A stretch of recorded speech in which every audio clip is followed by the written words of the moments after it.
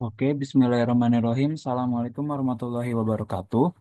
Kepada yang terhormat, Ibu Windy Permata SAK MAK, selaku dosen pengampu dari mata kuliah Akuntansi Manajemen, izinkan saya dari kelompok 10 serta rekan-rekan untuk menjelaskan materi mengenai akuntansi pertanggungjawaban dan desentralisasi.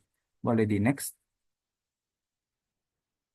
Oke, sebelum kita mulai, izinkan saya untuk memperkenalkan anggota dari kelompok saya, yaitu yang pertama ada Mia Anissa Anjarwati dengan NIM 17066230054, lalu ada Naura Studini dengan NIM 17066230104, lalu ada saya sendiri, Pak Iqbal Ramadan dengan NIM 17066231115. Boleh di next.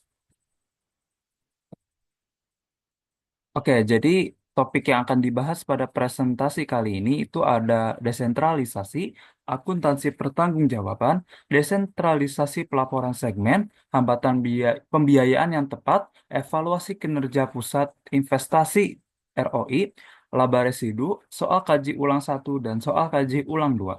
Boleh di next. Oke, jadi materi pertama akan dijelaskan oleh rekan saya. Baik, di sini kita akan masuk pada materi yang pertama, yaitu desentralisasi organisasi. Jadi, desentralisasi organisasi atau decentralized organization adalah sebuah keadaan di mana wewenang pengambilan keputusannya tidak diserahkan pada beberapa orang eksekutif puncak, melainkan disebarkan di seluruh organisasi. Namun, tidak semua organisasi itu menganut sistem desentralisasi, tetapi ada juga organisasi yang menggunakan sistem sentralisasi. Sistem sentralisasi itu merupakan kebalikan dari sistem desentralisasi. Jadi dapat diartikan sentralisasi merupakan eh, sebuah keadaan di mana manajer-manajer tingkat yang lebih rendah memiliki sedikit kebebasan untuk membuat suatu keputusan. Boleh di next? Oke, karena kita sudah mengetahui pengertiannya, di sini akan ada keunggulan dari desentralisasi. Jadi, keunggulan yang pertama yaitu manajemen puncak dibebaskan dari pemecahan persoalan sehari-hari yang banyak. Oleh karena itu, manajer bisa memiliki peluang untuk berkonsentrasi pada strategi dan keputusan yang tingkatnya lebih tinggi. Kemudian yang kedua, manajer tingkat rendah memiliki informasi yang lebih akurat terkait kondisi setempat, sehingga dapat mengambil keputusan operasional yang lebih baik. Kemudian yang ketiga, pendelegasian wewenang kepada manajer tingkat bawah dapat memungkinkan respons lebih cepat terhadap pelanggan. Yang keempat, desentralisasi memberikan pengalaman pengambilan keputusan bagi manajer tingkat rendah yang berguna untuk promosi ke jenjang yang lebih tinggi. Dan yang kelima, pendelegasian wewenang kepada manajer tingkat bawah dapat meningkatkan motivasi. Apabila mereka memiliki motivasi yang tinggi, maka akan meningkatkan kepuasan kerja, dan tingkat retensi karyawan serta membaiknya kinerja dari para manajer. Boleh di next? Oke, selain memiliki keunggulan, desentralisasi juga memiliki kelemahan, yaitu yang pertama, manajer pada tingkat yang lebih rendah mungkin membuat keputusan-keputusan tanpa sepenuhnya memahami gambaran besar yang menyeluruh. Jadi, meskipun manajer tingkat yang lebih tinggi memiliki lebih sedikit informasi detail mengenai perusahaan, tetap saja manajer tingkat yang lebih tinggi memiliki lebih banyak informasi perusahaan secara keseluruhan dan mungkin memiliki suatu pemahaman yang lebih baik mengenai strategi perusahaan. Kemudian yang kedua yaitu memungkinkan terjadinya kurang koordinasi di antara manajer yang memiliki otonomi. Masalah ini dapat dikurangi dengan mendefinisikan secara jelas strategi perusahaan dan mengkomunikasikannya secara efektif ke seluruh organisasi melalui penggunaan balance scorecard. Kemudian kelemahan yang ketiga yaitu manajer tingkat yang lebih rendah mungkin memiliki tujuan yang berbeda dari tujuan perusahaan secara keseluruhan. Jadi misalnya beberapa manajer mungkin lebih tertarik untuk meningkatkan ukuran departemennya masing-masing dibandingkan untuk meningkatkan laba perusahaan. Kemudian kelemahan yang terakhir yaitu lebih sulit untuk secara efektif menyebarkan gagasan-gagasan yang inovatif. Boleh di next. Selanjutnya akan dijelaskan oleh rekan saya. Baik, jadi setelah itu kita akan membahas mengenai akuntansi pertanggungjawaban. Jadi akuntansi pertanggungjawaban adalah sebuah sistem yang diperlukan organisasi yang terdesentralisasi mendelegasikan tanggung jawab pengambilan keputusan kepada manajer pada tingkat yang lebih rendah. Akuntansi pertanggungjawaban juga menghubungkan wewenang mengambilan keputusan manajer tingkat yang lebih rendah dengan akuntabilitas berupa hasil dari keputusan yang diambil tersebut. Istilah pusat pertanggungjawaban itu digunakan untuk setiap bagian dalam organisasi yang memiliki manajer yang mengendalikan dan bertanggung jawab atas biaya, laba, dan investasi. Boleh di next. Oke, selanjutnya ada tiga jenis pusat pertanggungjawaban. Yang pertama ada pusat biaya manajer. Jadi pusat biaya manajer itu suatu pusat biaya yang memiliki kendali atas biayanya, tetapi bukan atas penerimaan atau dana investasi. Departemen jasa seperti akuntansi, keuangan, administrasi umum, hukum, dan personalia itu biasanya dianggap sebagai pusat biaya. Selain itu, fasilitas manufaktur itu seringkali juga dianggap sebagai pusat biaya. Manajer Manajer pusat biaya itu diharapkan dapat meminimalkan biaya dan menyediakan jasa atau produk yang diminta oleh bagian lain dari organisasi. Sebagai contohnya, manajer dari suatu fasilitas produksi itu akan dievaluasi paling tidak sebagian dengan membandingkan biaya aktual terhadap beberapa banyak biaya yang seharusnya ada untuk tingkat output aktual selama periode tersebut. Boleh di next? Oke, yang kedua ada pusat laba manajer. Jadi pusat laba manajer itu adalah pusat laba yang memiliki kendali atas biaya maupun pendapatan. Seperti halnya manajer pusat biaya, manajer suatu pusat laba itu nggak memiliki kendali atas dana-dana investasi. Sebagai contohnya, manajer yang bertugas di salah satu taman bermain Six Flags itu bertanggung jawab terhadap pendapatan maupun biaya. Dan karena itu, dia dapat memiliki kendali atas laba dari taman bermain tersebut, tetapi tidak memiliki kendali atas investasi utama di taman. Manajer pusat laba seringkali dievaluasi dengan membandingkan laba aktual dengan laba yang ditargetkan atau dianggarkan. Boleh di next. Oke, dan yang terakhir, jenis pusat yang terakhir itu ada pusat investasi manajer. Jadi dari pusat investasi manajer itu memiliki kendali penuh atas biaya, pendapatan, dan investasi di aktiva operasi. Sebagai contohnya, wakil direktur divisi truk di General Motors memiliki wewenang yang sangat besar atas investasi di divisi tersebut.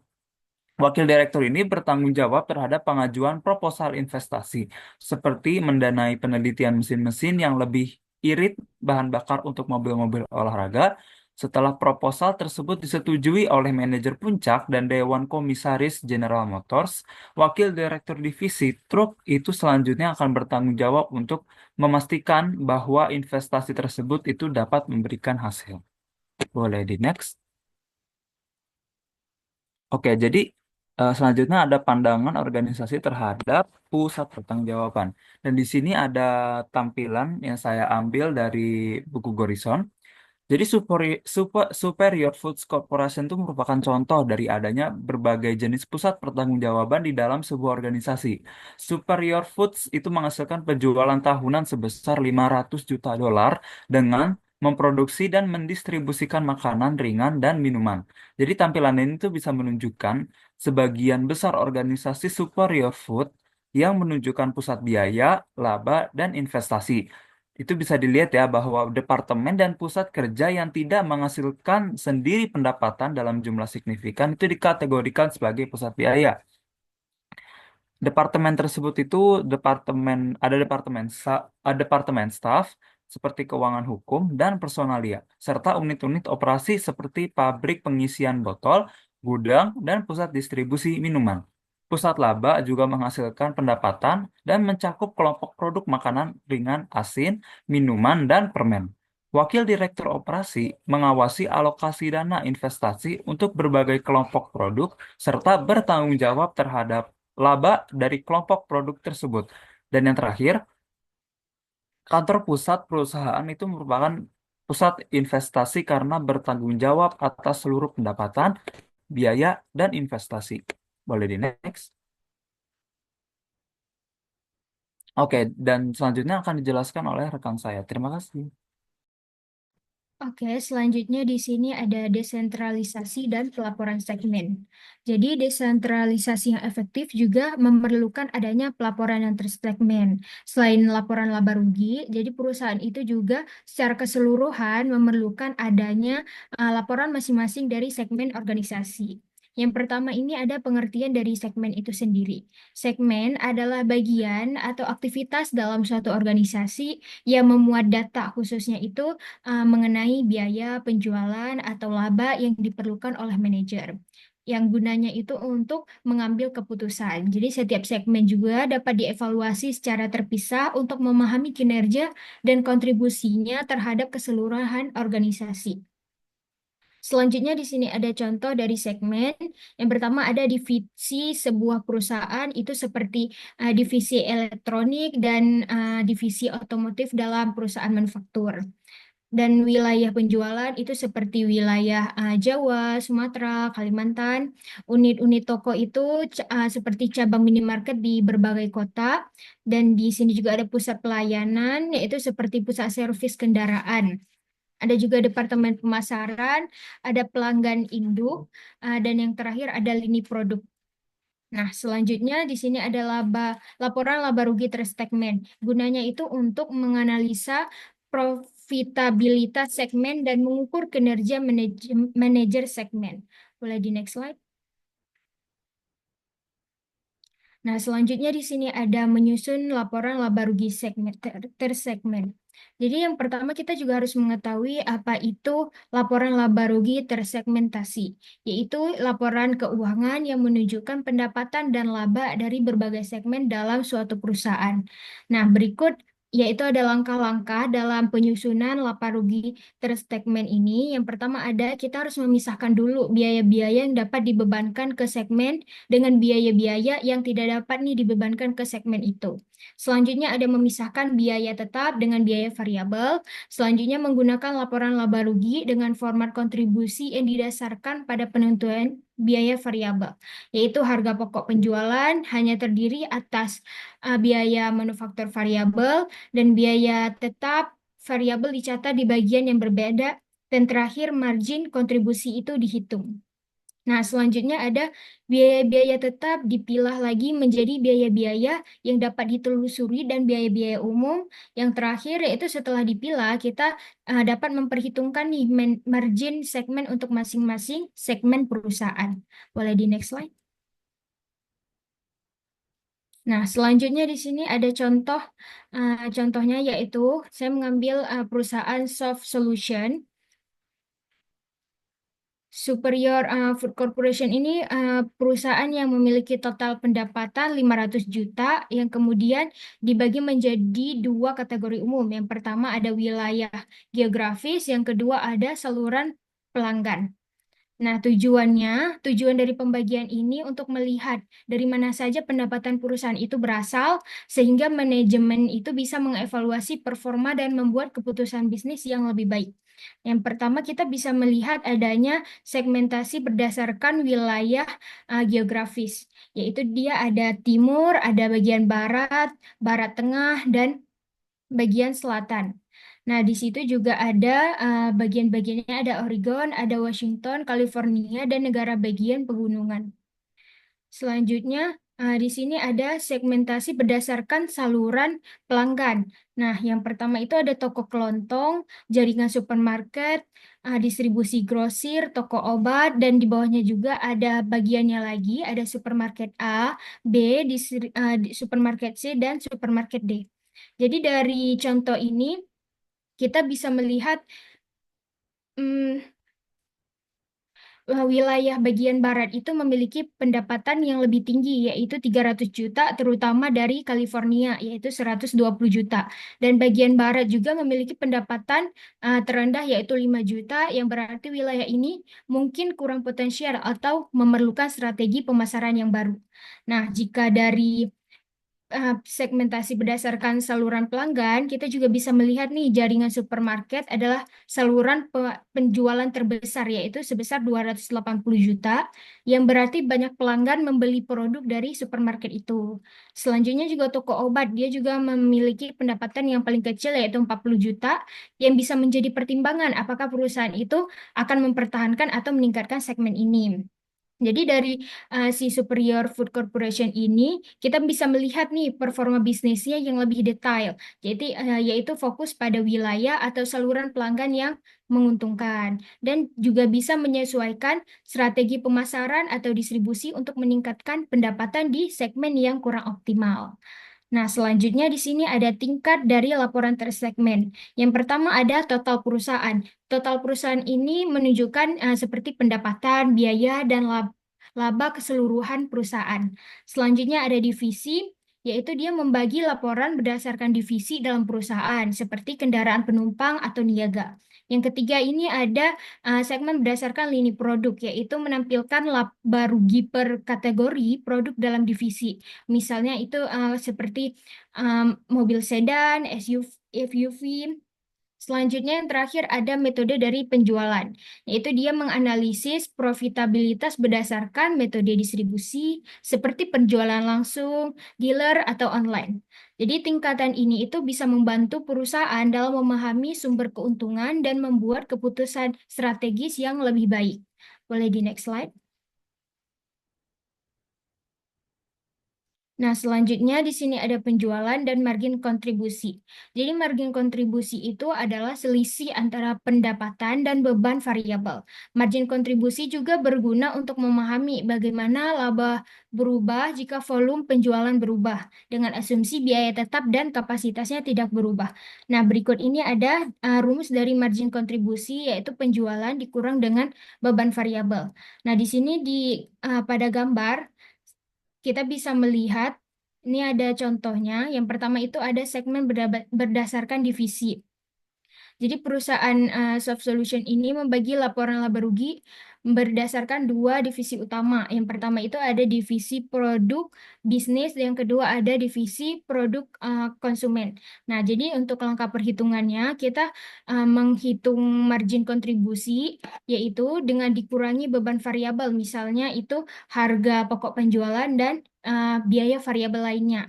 Dah didapatkan margin kontribusi untuk masing-masing divisi. Untuk divisi produk bisnis itu 150.000 dan divisi produk konsumen itu 120.000. Dan selanjutnya itu menghitung margin dari segmen, yaitu dikurangi beban tetap yang dapat ditelusuri ke masing-masing divisi. Divisi produk bisnis yaitu 60.000, divisi produk konsumen 40.000, dan yang terakhir kita menghitung laba operasi bersih, yaitu dikurangi biaya tetap umum 85.000 yang tidak bisa dikaitkan langsung ke divisi. Dan yang terakhir laba operasi bersihnya diperoleh 15.000. Selanjutnya ada segmen berdasarkan lini produk atau divisi produk konsumen. Divisi produk konsumen ini terdiri dari dua lini produk juga. Ada clip art yang pendapatannya itu 75.000 dan permainan komputer yang pendapatannya itu 125.000.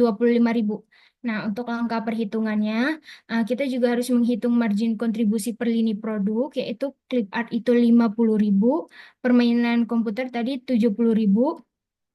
Kita menghitung margin segmen per jenis produk setelah dikurangi dengan beban tetap yang bisa ditelusuri ke tiap produk. Clip art itu hasilnya 20.000 dan permainan komputer 30.000. Nah, total untuk margin divisi produk konsumen ini yaitu ada 40.000. Nah, yang terakhir, untuk segmen yang terakhir ini berdasarkan saluran penjualan, yaitu permainan komputer. Dia memiliki dua saluran, ada toko eceran yang pendapatannya itu 100.000 dan penjualan katalog yang pendapatannya itu 25.000. Untuk langkah perhitungannya itu kita menghitung margin kontribusi per saluran. Untuk toko eceran 63.000, penjualan katalog itu 7.000. Menghitung margin segmen saluran penjualan itu setelah dikurangi beban tetap per saluran. Jadi hasilnya untuk total toko eceran 48.000, penjualan katalog itu 3.000.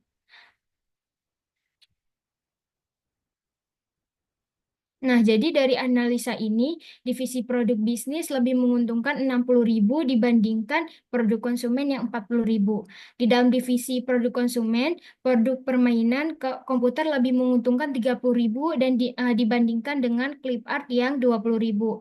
Dan saluran penjualan katalog juga mengalami kerugian yaitu minus 3.000 sehingga perusahaan itu perlu mempertimbangkan untuk menutup atau mengurangi biayanya.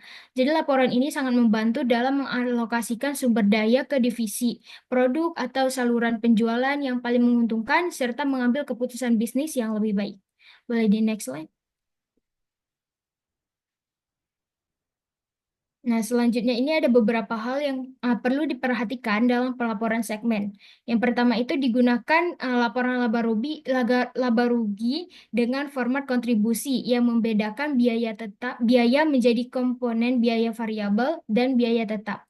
Dan biaya tetap itu juga dibagi menjadi dua, ada biaya tetap yang dapat ditelusuri, yaitu suatu biaya tetap yang terjadi dikarenakan keberadaan segmen tersebut. Jika segmen tersebut tidak pernah ada, biaya tetap tersebut tidak akan pernah terjadi dan segmen tersebut dihilangkan. Biaya tetap tersebut akan menghilang. Contohnya itu yaitu gaji manajer produk Indomie di Indofood. Itu adalah biaya tetap yang dapat ditelusuri dari segmen usaha Indomie di PT Indofood Sukses Makmur.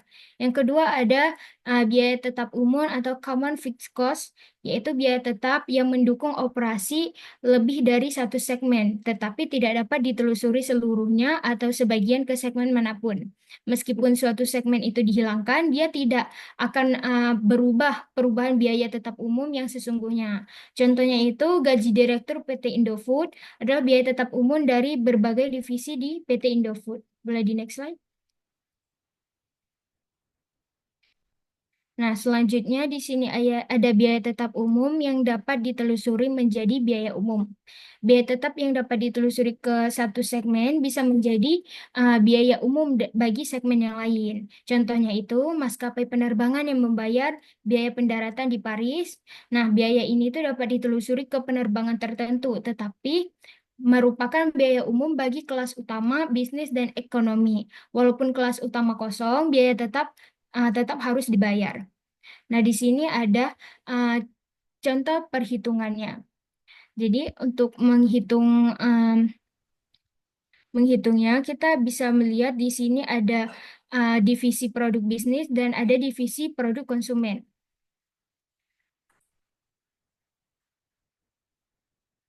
Nah, untuk divisi produk bisnis itu dia ada 150.000 dan jadi dia pertama itu dikurangi beban tetap yang dapat ditelusuri yaitu 80.000. Nah, mendapatkan hasil margin segmen divisi produk bisnis itu 70.000. Yang kedua itu ada divisi produk konsumen. Dia itu margin kontribusinya 120.000, jadi dikurangi dengan beban tetap yang dapat ditelusuri, yaitu 80.000. Nah, mendapatkan hasil margin segmen divisi produk konsumen, yaitu 40.000. Selanjutnya di sini ada contoh dari segmen dari divisi produk konsumen. Yang pertama ada segmen clip art. Yang pertama ada margin kontribusi, yaitu dia 50.000, dikurangi beban tetap yang dapat ditelusuri 20.000, dan mendapatkan hasil dari margin segmen lini produk clip art, yaitu 30.000. Untuk segmen permainan komputer, yang pertama dia diketahui margin kontribusinya itu 70.000, dikurangi dengan beban tetap yang dapat ditelusuri, yaitu 30.000, dan mendapatkan hasil margin lini produk permainan komputer 40.000. Boleh di next slide? Nah, selanjutnya akan dijelaskan oleh rekan saya. Baik, untuk materi yang selanjutnya yaitu hambatan pembebanan biaya yang tepat. Jadi, agar laporan segmen memenuhi tujuan yang dimaksudkan, biaya harus secara tepat dibebankan ke segmen. Akan tetapi, perusahaan sering membuat kesalahan ketika membebankan pada biaya pusat yang bertanggung jawab. Nah, hambatan hambatan pembebanan biaya ini ada 3, yaitu yang pertama ada penghilangan biaya. Jadi, biaya dalam suatu segmen harus mencakup semua biaya yang terkait dengan rantai nilai perusahaan atau value chain. Nah, value chain itu apa sih? Jadi, di sini sudah ada tabel yang berurutan, ini disebut value chain yang terdiri dari biaya penelitian dan pengembangan, biaya desain produk, biaya produksi, biaya pemasaran, biaya distribusi, dan biaya layanan pelanggan.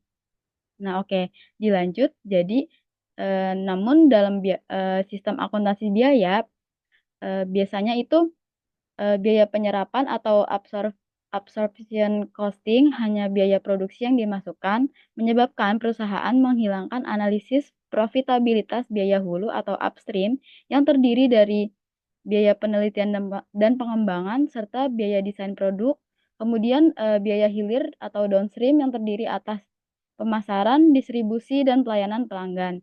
Biaya-biaya yang termasuk dalam biaya hulu dan hilir ini disebut penjualan umum dan administrasi atau selling general and administrative atau SG&A. Jika dihilangkan dalam analisis profitabilitas, maka produk tersebut dibiayai terlalu rendah dan menyebabkan kerugian. Boleh di next?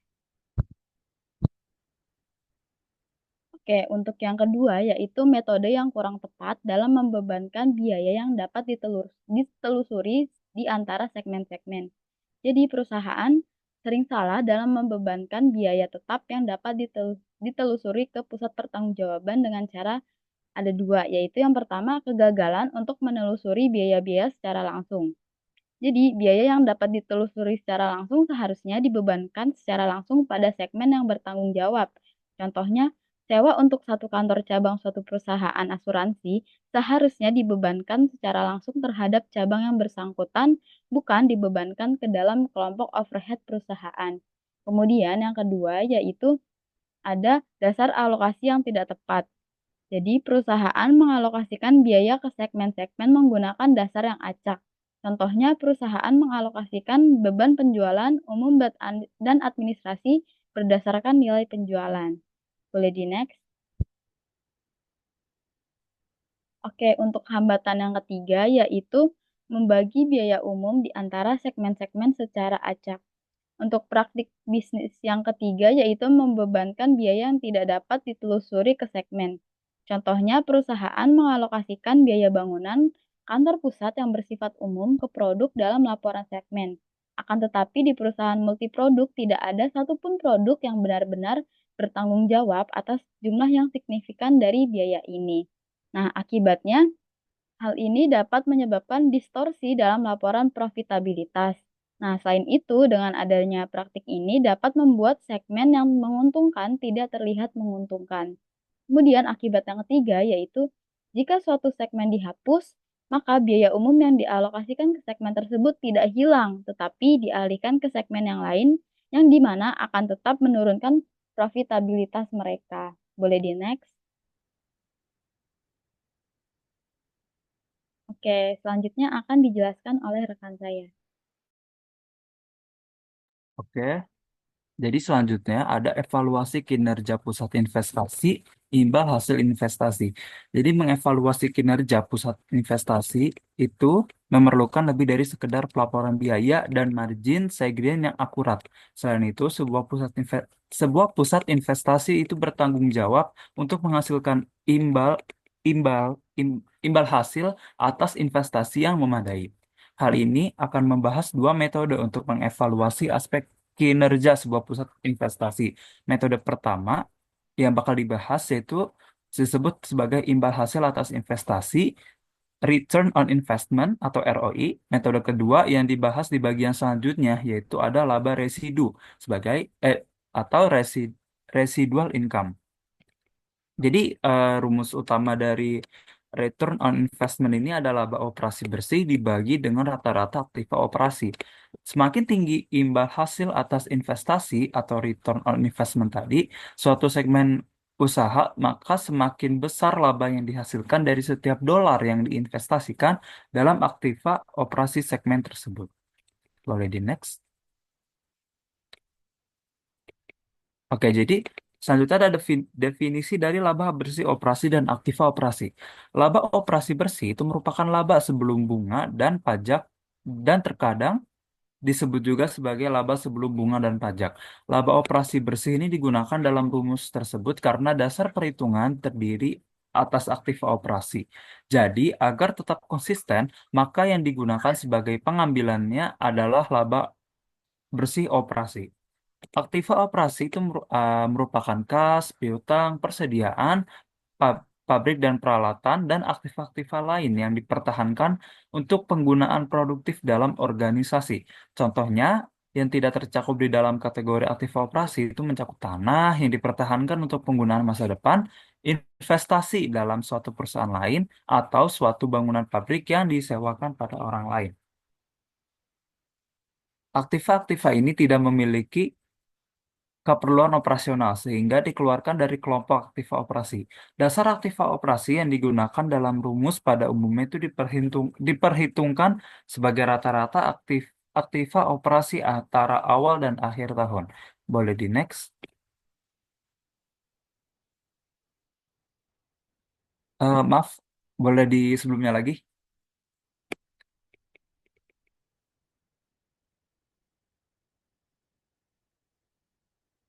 di slide sebelumnya. Oke. Jadi izin menjelaskan lagi ya. Jadi itu kebanyakan perusahaan itu menggunakan nilai buku bersih dari aktiva yang dapat didepresiasikan untuk menghitung rata-rata aktiva operasi. Pendekatan ini memiliki kekurangan. Nilai buku bersih aktiva akan menurun dari waktu ke waktu, sedangkan akumulasi depresiasi itu bakal meningkat. Selanjutnya, denominator perhitungan return on investment juga akan menurun sehingga akan meningkatnya nilai tersebut. Akibatnya secara otomatis return on investment meningkat dari waktu ke waktu. Selain itu, penggantian peralatan lama yang terdepresiasi dengan peralatan baru akan meningkatkan nilai buku aktiva yang dapat didepresiasikan, sehingga menurunkan nilai return on investment. Dengan demikian, dapat dikatakan bahwa penggunaan nilai buku bersih dalam perhitungan rata-rata aktiva operasi dan menghasilkan pola peningkatan return on investment dari waktu ke waktu yang dapat diprediksikan. Karena akumulasi depresiasi itu bakal bertambah dan menghambat penggantian peralatan lama dengan peralatan baru yang lebih baik. Sebagai pengganti nilai buku bersih yang dapat digunakan biaya perolehan kotor aktiva yang mengabaikan akumulasi depresiasi. Biaya kotor akan tetap konstan dari waktu ke waktu karena depresiasi itu diabaikan. Oleh karena itu, return on investment tidak bertumbuh secara otomatis dari waktu ke waktu, dan penggantian aktiva yang telah terdepresiasi penuh dengan aktiva baru yang berharga cukup seimbang dan tidak akan berpengaruh negatif terhadap return on investment. Meskipun demikian, kebanyakan perusahaan itu menggunakan pendekatan nilai buku bersih untuk menghitung rata-rata aktiva operasi karena dianggap konsisten dengan praktik pelaporan keuangan perusahaan, yaitu dengan mencatat nilai buku bersih aktiva di dalam neraca dan memasukkan depresiasi sebagai beban operasi di dalam laporan laba rugi. Jadi di buku ini pendekatan nilai buku bersih itu digunakan, kecuali jika latihan atau soal tertentu itu nanti menunjukkan yang sebaliknya. Boleh di next. Oke, jadi selanjutnya ada return on investment dalam perspektif DuPont. Jadi persamaan return on investment yaitu laba operasi bersih dibagi dengan rata-rata tadi itu tidak banyak membantu manajer yang bermaksud untuk mengambil tindakan untuk memperbaiki return on investment perusahaan. Persamaan itu hanya menawarkan dua variabel untuk memperbaiki kinerja laba operasi bersih dan rata-rata operasi. Nah, jadi ini ada rumus lain ya selain disebutkan di awal tadi, yaitu return on investment itu sama dengan margin dikali perputaran, di mana margin itu rumusnya adalah laba operasi bersih dibagi penjualan, lalu perputaran itu rumusnya adalah penjualan dibagi rata-rata aktiva operasi. Istilah penjualan di rumus margin dan perputaran itu akan dihapuskan jika kedua rumus tersebut itu dikalikan, sehingga menghasilkan rumus return on investment awal yang dinyatakan dalam bentuk laba operasi bersih dan rata-rata aktiva operasi.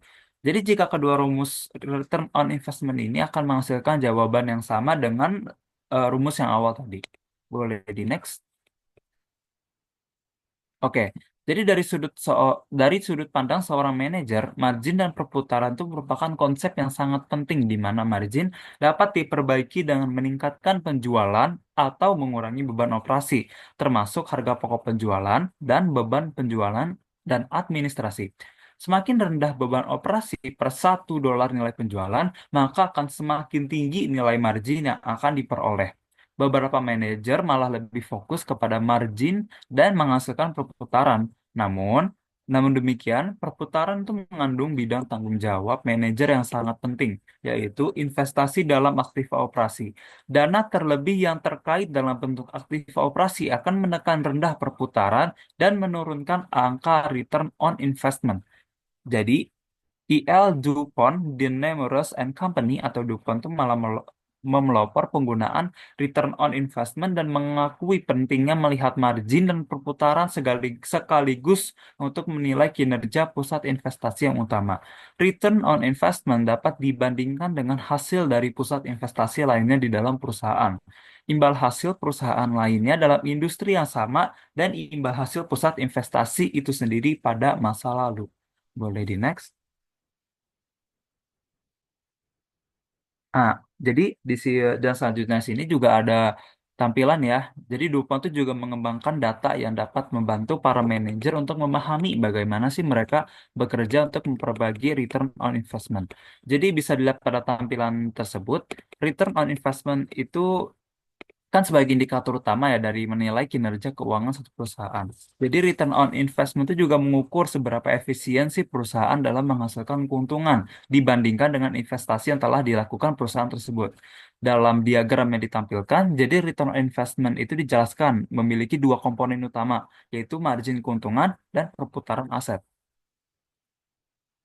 Jadi buat memahami bagaimana sih return on investment itu dihitung, pertama-tama perlu dilihat bagaimana laba operasi bersih itu diperoleh. Proses ini dimulai dari total penjualan perusahaan yang kemudian dikurangi dengan berbagai biaya seperti harga pokok penjualan, beban penjualan, dan beban administrasi. Hasil dari perhitungan tersebut disebut dengan laba operasi bersih, yang nanti bakal mencerminkan keuntungan yang diperoleh perusahaan setelah dikurangi semua biaya operasional. Selanjutnya, margin keuntungan dihitung dengan membandingkan laba operasi bersih terhadap total penjualan. Semakin tinggi margin keuntungan, maka semakin besar persentase keuntungan yang bakal diperoleh dari setiap unit penjualan. Nah, di sisi lain juga ada faktor kedua dalam perhitungan return on investment, yaitu dengan perputaran aset. Perputaran aset menunjukkan seberapa efisien perusahaan dalam menggunakan asetnya untuk menghasilkan pendapatan. Dalam tampilan tadi, dalam tampilan ini, aset dibagi menjadi dua kategori, yaitu aktiva lancar seperti kas, piutang, persediaan, serta aktiva tidak lancar seperti pabrik dan peralatan serta aktiva lain. Total dari kedua jenis aktiva ini itu disebut sebagai rata-rata aktiva operasi. Perputaran dihitung dengan membandingkan total penjualan dengan rata-rata aktiva operasi. Semakin tinggi perputaran aset, maka semakin efisien perusahaan dalam menggunakan asetnya untuk menghasilkan pendapatan. Dan pada akhirnya, return on investment tuh diperoleh dari perkalian antara margin keuntungan dan perputaran aset. Semakin tinggi kedua faktor ini, maka semakin tinggi pula return on investment yang menunjukkan bahwa perusahaan itu memiliki profitabilitas yang baik serta efisien dalam mengelola asetnya. Jadi dari analisis ini juga bisa disimpulkan bahwa perusahaan dapat meningkatkan return on investment dengan dua cara utama, yaitu meningkatkan margin keuntungan dengan mengelola biaya operasional dan meningkatkan efisiensi produksi. Yang kedua, meningkatkan perputaran aset dengan mengoptimalkan penggunaan aset yang ada untuk meningkatkan penjualan. Dengan memahami konsep ini, perusahaan dapat mengambil keputusan strategis yang lebih baik dalam mengelola keuangan dan investasinya. Boleh di next. Oke, jadi selanjutnya ada kita masuk ke contoh ya, contoh dari return on investment dalam perspektif si Dupont tadi. Di sini kita akan mengambil contoh dari Burger Grill. Burger Grill adalah jaringan kecil dari restoran yang santai kelas menengah atas yang dengan cepat menambah jumlah gerainya melalui waralaba atau franchise. Waralaba Mount Heaven memiliki eh, dimiliki oleh sejumlah dokter bedah setempat yang hanya memiliki sedikit waktu untuk menangani manajemen dan tidak banyak memiliki keahlian dalam bisnis. Udah jelas ya, karena dokter bedah pun juga ada bakatnya sendiri, nggak mungkin dalam bisnis dia sepenuhnya mengetahui. Maka dari itu, mereka mendelegasikan keputusan operasi termasuk keputusan mengenai investasi di aktiva operasi seperti persediaan kepada orang manajer operasional yang mereka angkat. Manajer ini dievaluasi terutama berdasarkan return on investment yang dihasilkan oleh usaha franchise tersebut. Jadi ini ada data ya, data yang menunjukkan hasil operasi untuk penjualan terakhir, yaitu di mana ada penjualan sebesar 100.000 dolar, beban operasi sebesar 90.000 dolar, laba bersih operasi sebesar 10.000 dolar, dan rata-rata aktif operasinya sebesar 50.000 dolar. Maka dari itu, nilai return on investment-nya ialah laba operasi dibagi penjualan dikali penjualan dibagi rata-rata operasi. Jadi, kalau kita masukin data nilai dari datanya, maka kita bisa dapat 10.000 dibagi 100.000 dikali 100.000 dibagi 50.000. Ini maksudnya harusnya dia bukan dibagi tapi berupa pecahan ya. Jadi laba operasi dibagi penjualan dalam satu bentuk pecahan dikali dengan penjualan bagi rata-rata operasi dalam satu pecahan. Jadi dapat dihasilkan hasilnya ialah 10% dikali 2 yaitu 20%. 20% ini jadi nilai return on investment-nya. Boleh di next?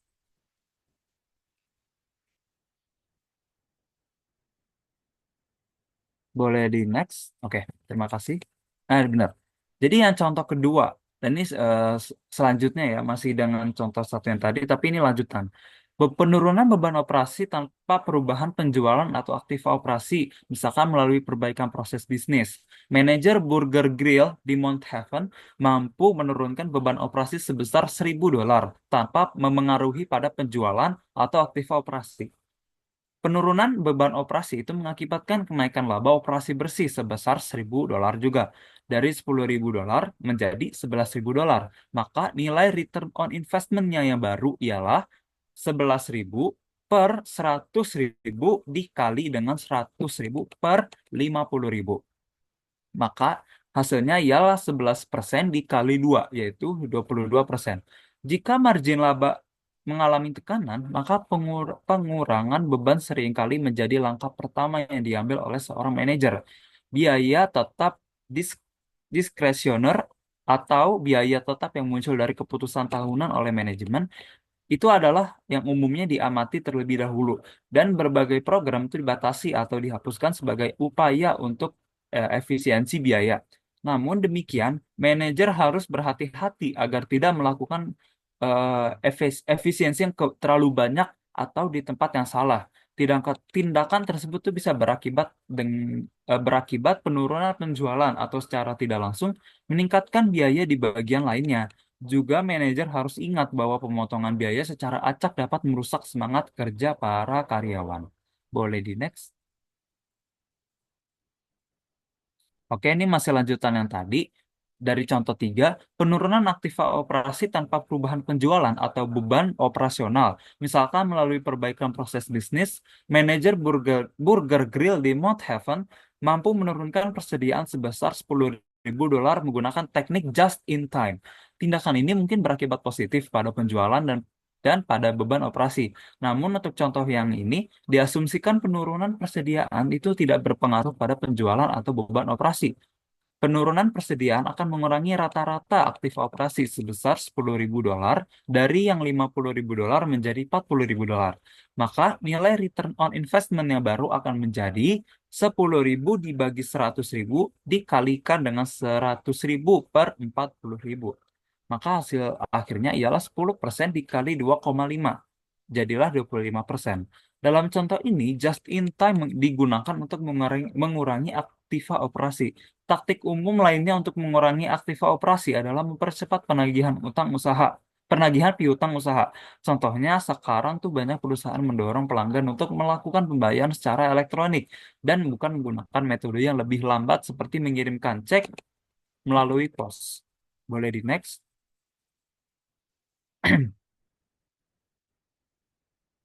Oke, jadi kita udah bahas yang contoh tadi. Selanjutnya ada just in time dan peningkatan return on investment dan balance scorecard.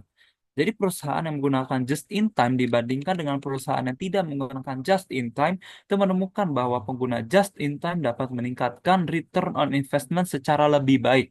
Keberhasilan pengguna just in time menghasilkan perbaikan dalam margin laba dan perputaran aktiva. Pengurangan persediaan dalam just in time itu mengurangi total aktiva. Namun yang lebih penting mendorong perbaikan proses karena masalah produksi itu terungkap. Jika masalah produksi dan aktiva yang tidak memberikan nilai tambahan itu dihilangkan, maka biayanya akan menurun. Tidak cukup hanya mendorong manajer untuk meningkatkan return on investment, para manajer yang diberitahu untuk meningkatkan return on investment secara alami akan bertanya bagaimana tuntutannya dapat dipenuhi. Hal tersebut memberikan beberapa panduan kepada manajer. Berbicara secara umum, return on investment dapat ditingkatkan dengan meningkatkan penjualan, menurunkan biaya, dan atau menurunkan investasi dalam aktiva operasi.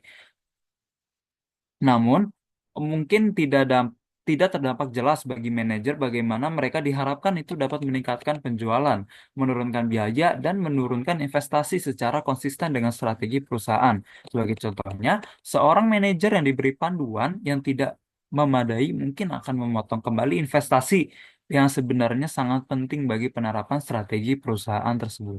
Boleh di next?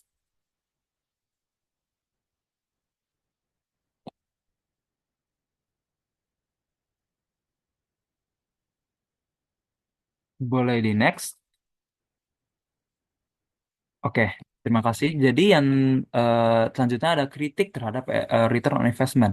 Jadi kalau kritiknya terhadap return investment tuh ada tiga, yaitu hanya memberitahu manajer untuk meningkatkan return on investment mungkin itu mungkin tidak cukup.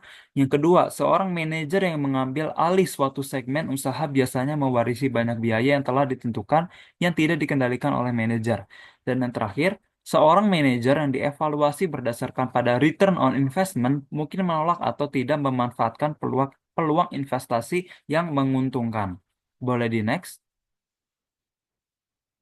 Oke, dan selanjutnya akan dijelaskan oleh rekan saya. Terima kasih. Oke, selanjutnya di sini ada laba residu. Jadi laba residu itu adalah perbedaan antara laba operasional dan pengembalian minimum yang disyaratkan atas aktiva operasi perusahaan. Nah, di sini ada rumus dari laba residu yaitu laba bersih operasi dikurang dengan rata-rata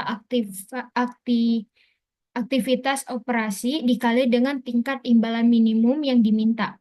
Nah, selanjutnya di sini ada kelebihan dan kekurangan dari laba residu itu sendiri. Yang kelebihannya yaitu dia mendorong para manajer untuk menerima proyek apapun yang menghasilkan tingkat di atas minimum. Sedangkan kekurangannya yaitu mendorong orientasi jangka pendek, yaitu perbandingan langsung dari kinerja pada dua pusat investasi yang berbeda menjadi sulit karena tingkat investasinya itu bisa berbeda. Nah, selanjutnya di sini dikatakan jika laba residunya itu lebih besar daripada nol, maka dia menunjukkan nilai laba residunya itu berada di atas nol. Ini berarti divisi memperoleh laba lebih tinggi dibanding tingkat pengembalian minimum yang diminta. Nah, begitu juga sebaliknya, jika laba residunya itu lebih kecil daripada nol, maka berarti divisinya itu tidak dapat mencapai tingkat pengembalian yang diharapkan. Boleh di next slide? Nah, selanjutnya di sini ada contoh dari laba residu. Nah, di sini ada Alaska Marine Service Corporation yang ingin beralih dari menggunakan ROI atau Return on Investment ke laba residu sebagai ukuran kinerja. Di sini untuk perhitungannya diketahui ada rata-rata aktiva operasional yang saat ini ada 100, proyek baru ada 25.000, keseluruhan ada 125.000. Untuk perhitungannya yaitu 20.000, 100 ribunya itu dikalikan dulu sama 15.000. 15 ribunya itu merupakan, karena 15 ribunya itu dianggap untuk menghitung jumlah laba yang harus dihasilkan agar dianggap layak dibandingkan dengan modal yang digunakan. Jadi 100 ribunya itu dikalikan dulu dengan 15 ribu, selanjutnya 20 ribu, baru dikurang dengan hasil dari 100 ribu dikali 15 sorry 15%. Jadi 100.000 dikali dengan 15% terlebih dahulu, baru dari hasil 100.000 dikali 15%-nya itu dikurang dengan 20.000, maka mendapatkan hasil laba residu yaitu 5.000. Untuk yang proyek baru sama juga, yaitu 25.000 dikali dengan 15%, dan hasilnya 3.750 dikurang dengan 450, dapatlah hasil laba residunya itu 750. Untuk yang keseluruhan setelah investasi, eh, rata-rata aktiva operasinya itu 125.000. Jadi untuk laba operasi bersihnya 24.500 dikurang dengan 125.000 dikali 15%. Lalu dapat hasil 18.750 dikurang dengan 24.500, dapatlah laba residunya itu 5.750.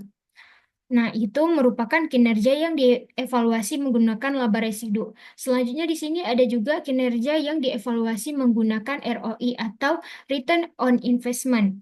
Untuk perhitungannya, yaitu 20.000 laba operasi bersihnya dibagi dengan rata-rata aktiva operasi. Dan jadi dapatlah ROI-nya itu 20.000 untuk yang nilai saat ini. Untuk nilai yang proyek baru, yaitu 4.500 dibagi dengan 25.000, dapatlah dia ROI-nya 18%. Untuk yang keseluruhan, laba operasi bersihnya 24.500 dibagi dengan rata-rata aktiva operasi, yaitu 125.000, dapatlah dia 19,6%.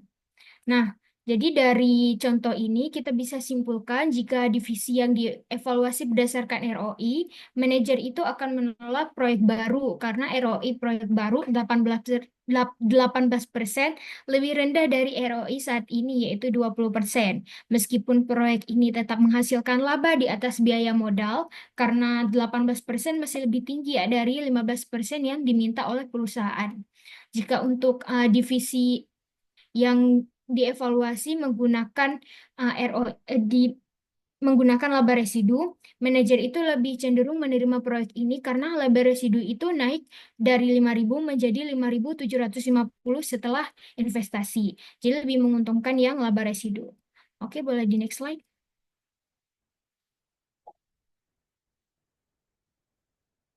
Nah, selanjutnya di sini ada perbandingan divisi dan laba residu. Jadi laba residu ini juga memiliki satu kelemahan, yaitu laba residu tidak dapat digunakan untuk membandingkan kinerja divisi dengan ukuran yang berbeda. Jadi perusahaan seharusnya mempertimbangkan bahwa divisi yang lebih besar akan memiliki lebih banyak laba residu daripada divisi yang lebih kecil. Bukan karena mereka dikelola dengan lebih baik, tetapi hanya karena ukurannya itu lebih besar. Nah, sebagai contohnya, ini ada divisi grosir dan divisi retail dari sisa marketing corporation. Nah, di sini kita bisa lihat rata-rata aktiva operasi untuk divisi grosir itu 1 juta, untuk retail itu 250.000. Nah, untuk perhitungannya yaitu 120.000 itu yang divisi grosir dikurang dengan 1 juta dikali dengan 10%. 10%-nya itu dari mana? 10%-nya itu dari imbal hasil minimum yang diminta. Di situ diketahui 10%. Dapatlah 120.000 dikurang dengan 100.000. Jadi hasilnya untuk laba residu 20.000. Untuk divisi retail, dia 250.000. Untuk perhitungannya, laba operasi bersih 40.000 dikurang dengan 250.000 dikali dengan 10%. 10%-nya juga sama dari imbal hasil minimum yang diminta. Dapatlah 40.000 dikurang 25.000, hasil laba residunya itu 15%. Nah, dari sini juga kita bisa simpulkan, jadi divisi grosir itu memiliki laba residunya yang lebih besar, yaitu 20.000 dibandingkan dengan divisi retail yang 15.000. Namun, divisi grosir memiliki aktiva operasi jauh lebih besar, yaitu 1 juta dibandingkan dengan divisi retail yang hanya 250.000. Jadi, divisi retail lebih efisiensi karena menghasilkan laba residu yang hampir sama dengan hanya 1/4 dari aktiva operasi divisi grosir. Oke, boleh di next slide. Selanjutnya akan dijelaskan oleh rekan saya. Oke, baik. Di sini, jadi setelah dipaparkan seluruh materinya, ada contoh soal. Contoh soal yang pertama yaitu soal kaji ulang 1 mengenai laporan segmen. Di sini soalnya yaitu staf usaha lembaga hukum Frampton, Davis, and Smith telah membuat laporan berikut ini yang memilah hasil keseluruhan perusahaan untuk bulan terakhir berdasarkan dua segmen usaha utamanya yaitu hukum keluarga dan hukum komersial. Oke, di sini jadi sudah dijabarkan laporannya, laporan segmennya ada hukum keluarga dan hukum komersial.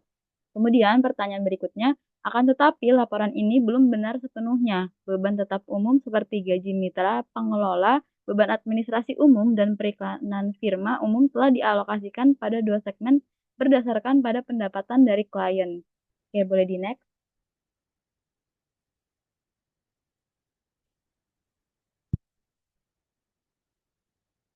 Nah, di sini ada yang diminta dari soal tadi, yaitu yang nomor pertama, kerjakan ulang laporan segmen dengan menghilangkan alokasi beban tetap minimum. Tunjukkan kolom jumlah maupun persen untuk perusahaan secara keseluruhan dan untuk masing-masing segmen. Apakah perusahaan lebih baik secara keuangan jika segmen hukum keluarga diberhentikan? Catatannya, banyak di antara klien hukum komersial juga menggunakan perusahaan untuk persyaratan hukum keluarga mereka seperti menuliskan wasiat. Untuk pertanyaan yang kedua yaitu agen periklanan firma mengusulkan suatu kampanye iklan dengan target ledakan pendapatan dari segmen hukum keluarga.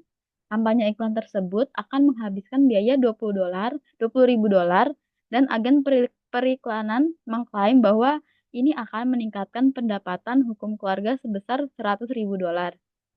Mita Frampton, Davis, and Smith percaya bahwa kenaikan dalam bisnis ini dapat diakomodasikan tanpa peningkatan apapun pada beban tetap.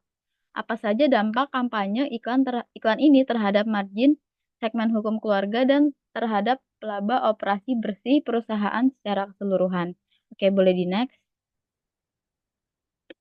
Nah, di sini sudah ada jawabannya. Jadi, pertama kita akan menyusun laporan laba rugi segmen yang telah diperbaiki.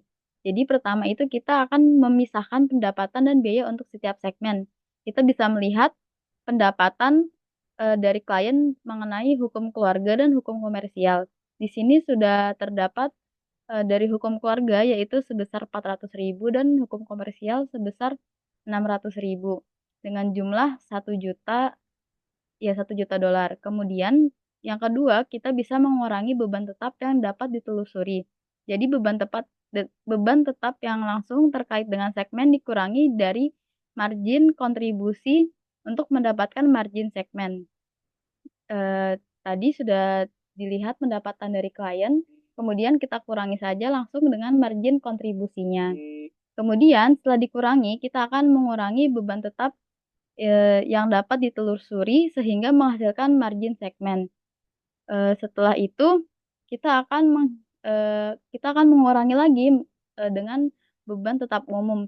Tetapi beban tetap umum ini dimasukkan ke dalam totalnya saja, tidak dimasukkan ke dalam segmen-segmen seperti hukum keluarga dan hukum komersial. Setelah itu, setelah dikurangi, kita akan menghasilkan laba operasi bersih. Kemudian tadi juga ada pertanyaan yaitu apakah segmen hukum keluarga sebaiknya diberhentikan? Jadi segmen hukum keluarga sebaiknya tidak diberhentikan karena perusahaan secara keuangan tidak akan lebih baik jika praktik hukum keluarga diberhentikan. Segmen hukum keluarga menutup seluruhnya biayanya sendiri dan memberikan kontribusi sebesar $20.000 per bulan untuk menutup beban tetap umum perusahaan. Sementara margin segmen sebagai persentase dari penjualan jauh lebih rendah untuk hukum keluarga daripada untuk hukum komersial. Tetapi masih menguntungkan dan cenderung bahwa hukum keluarga merupakan suatu jasa yang harus disediakan oleh perusahaan pada klien-klien komersialnya dengan tujuan untuk tetap kompetitif. Boleh di next. Nah, oke. Untuk jawab yang nomor 2 yaitu kampanye iklan akan diharapkan menambah 55.000 pada segmen hukum keluarga. Nah, ini adalah laporan keuangannya. Yang pertama kita bisa menghitung pendapatan dari klien. Tadi kan pendapatan dari klien kan sebesar 100.000 ya. Kemudian kita lihat dari rasio margin kontribusi hukum keluarga yaitu dikali dengan 75% karena kontribusi segmen hukum keluarga itu sebesar 75% dan menghasilkan 75.000 yaitu sebagai tambahan kontribusi sebagai tambahan margin kontribusi. Kemudian setelah itu kita bisa mengurangi dengan biaya kampanye iklan. Tadi sudah dijabarkan pada soalnya yaitu biaya kampanye iklan sebesar 20.000. Setelah kita hitung yaitu dari 75.000 dikurang 20.000 dan menghasilkan 55.000 sebagai peningkatan margin segmen. Jadi, karena tidak ada peningkatan beban tetap, termasuk beban tetap umum, maka peningkatan laba operasi bersih secara keseluruhan seharusnya juga sebesar 55.000 dolar. Oke, boleh di next. Oke, selanjutnya akan dijelaskan oleh rekan saya. Oke, selanjutnya di sini ada soal kaji ulang yang kedua, yaitu mengenai ROI dan laba residu. Jadi untuk soalnya divisi magnetic imaging dari medical diagnostic itu telah melaporkan hasil-hasil berikut untuk operasi tahun lalu. Jadi diketahui penjualannya sebesar 25 juta, laba operasi bersih sebesar 3 juta, rata-rata aktiva operasi 10 juta. Dan kita diminta yang pertama hitung margin, perputaran, dan ROI untuk divisi magnetic imaging. Yang kedua, manajemen medical diagnostic itu telah menetapkan tingkat imbal hasil minimum yang diminta atas rata-rata aktiva operasi sebesar 25%. Berapakah laba residu divisi magnetic imaging untuk tahun tersebut? Oke, boleh di next slide.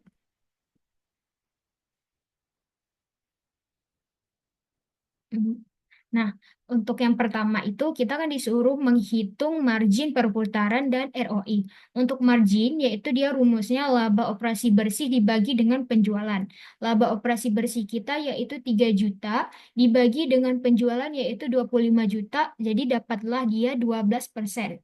Untuk yang perputaran rumusnya penjualan dibagi dengan rata-rata aktiva operasi, yaitu penjualan 25 juta dibagi dengan rata-rata aktiva operasi yaitu sebesar 10 juta, mendapatkan hasil 2,5, dan yang terakhir untuk ROI-nya yaitu margin dikali dengan perputaran. Untuk yang hasil margin tadi yang 12% dikali dengan hasil perputaran yang udah kita dapat yaitu 2,5, dapatlah hasilnya 30%. Untuk yang kedua, kita menghitung laba residu. Nah, medical diagnostik ini menetapkan tingkat imbal hasil minimumnya itu sebesar 25% dari rata-rata aktiva operasi. Jadi untuk menghitungnya, 25% dikali dengan 10 juta. 10 jutanya yaitu rata-rata aktiva operasi. Nah, dapatlah hasilnya 2.500.000. Untuk menghitung laba residunya yaitu menggunakan rumus laba operasi bersih dikurang dengan imbal hasil minimum yaitu 3 juta dari laba operasi bersih dikurang dengan hasil yang udah kita cari yaitu hasil dari imbal hasil minimum yaitu 2.500.000, mendapatlah hasil 500.000. Nah, ini di bawahnya yaitu untuk laporan keuangannya. Oke, boleh di next slide.